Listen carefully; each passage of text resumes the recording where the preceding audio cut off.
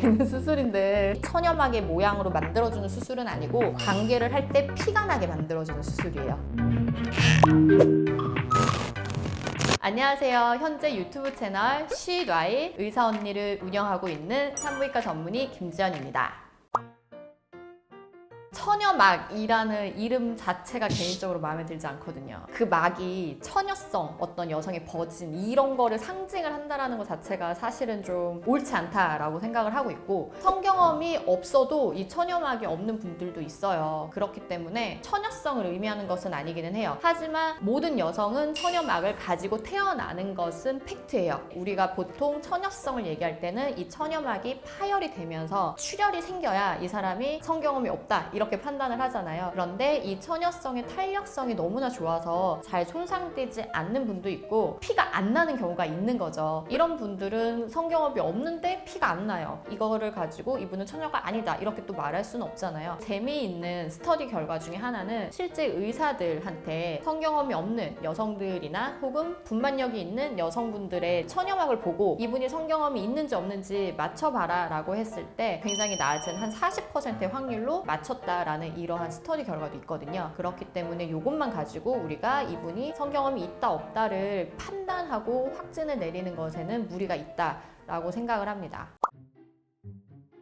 처녀막이 어떻게 생겼냐면 도너츠 같이 생겼어요. 질 입구가 있으면 질 입구에 구멍이 있잖아요. 성관계를 하기에는 이 구멍이 사실은 좀 작아요. 근데 이 부분이 삥 둘러져 있는 이 부분이 굉장히 얇은 조직으로 되어 있거든요. 탄성이 있고 약간의 혈관이 있는 굉장히 얇은 막으로 되어 있는데 사실 막은 아니고 살이에요. 관계를 하게 되면 이 부분이 찢어지게 되는 거예요. 이거를 다시 원래대로 조각조각 나 있는 부분들을 다시 꿰매주는 거예요. 이게 완전히 처녀막을 똑같이 만들어주는 재생수술이고 혈흔수술이라고 이름을 붙여서 말을 하기도 하는데, 이거는 완벽하게 이 처녀막의 모양으로 만들어주는 수술은 아니고 관계를 할 때 피가 나게 만들어주는 수술이에요. 이렇게 크게 두 가지로 나누어서 생각해 볼 수 있습니다. 여러 번도 할 수 있나요?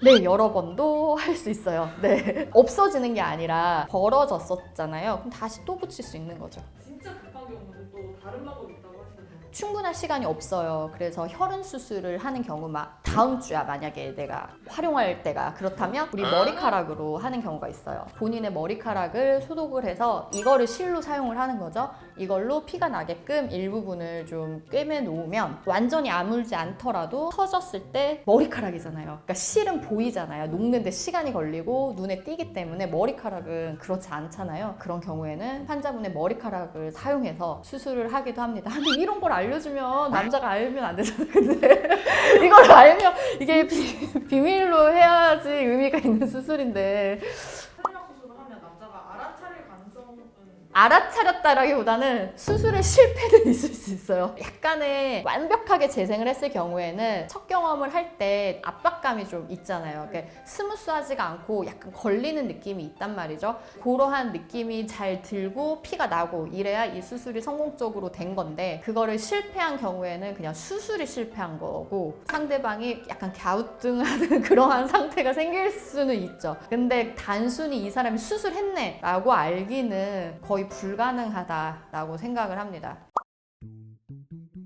뭐가 옳다 그르다라고 함부로 판단해서는 안 된다고 생각을 하는데, 여성분들이 원하는 경우에는 상대방 파트너가 약간 뭐 보수적인 경향이 있거나 혹은 첫날 밤에 대한 엄청난 환상이 있다던가 그런 분들 있을 수 있잖아요. 그렇다라고 하면은 사랑하는 사람 입장에서 이 사람의 어떤 환상이나 욕구를 충족시켜주고 싶다라는 생각이 당연히 들 수 있기 때문에 그런 경우에 수술을 할 수도 있는 것 같고, 또 다른 경우에는 만약에 이런 거하고 관련된 상처가 있는 분들도 있을 수 있잖아요. 야, 너는 나랑 했는데 첫 경험이 아니었네 라던가 뭐 그런 걸로 상처를 받았던 과거사가 있었던 경우, 내지는 첫 번째나 이전 경험이 좋지 않았던 경우, 굉장히 나한테 안 좋은 기억으로 있어서 그것을 진짜 다 지워버리고 새롭게 나는 하고 싶어 그런 마음, 이런 것 때문에 하는 경우도 있을 것 같아요. 그래서 무조건 막 안 좋게만 볼 필요는 없을 것 같다라고 생각을 합니다. 남자분들도 그렇고 여자분들도 그렇고 이 처녀막 자체가 어떠한 성경험에 대한 유무를 따지는 하나의 척도로만 판단하지 않았으면 좋겠다라는 게 제 개인적인 생각이기는 하고요. 좀 재밌었던 사례 중에 저희 병원에 좀 외국 분들이 많으신데 외국 환자분들 경우에 조금 많아요. 이런 분들이 자기 남자친구랑 곧 성 경험을 할 것 같아. 첫 관계를 가질 건데 그러기 전에 피임을 하기 위해서 피임 기구를 넣고 제 상태를 다 검사한 후에 관계를 하고 싶어요 라고 하는 거예요. 그러면 지금 그 처녀막이 좀 다 손상이 될 텐데 괜찮아요? 왜요? 그게 뭐 중요한가요? 저 상관없어요 라고 말을 하시더라고요. 그래서 맨 처음에 그런 환자분을 봤을 때는 굉장히 당황했는데 이제는 좀 그런 분들을 여러 명 뵙다 보니까 오케이 이렇게 말을 하고 바로 처녀막을 제가 손상을 시키게 되는데 네.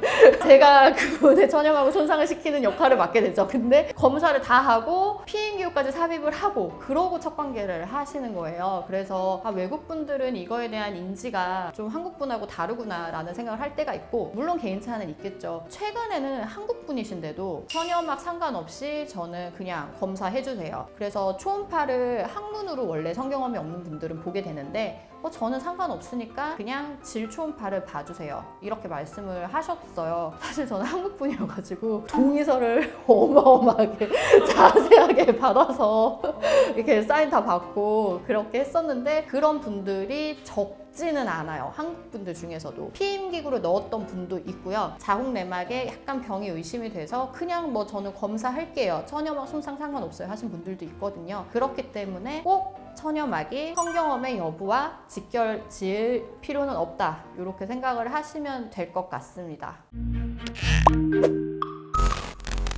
지금 이 영상이 유익하셨다면 구독, 좋아요, 알림 설정 부탁드릴게요.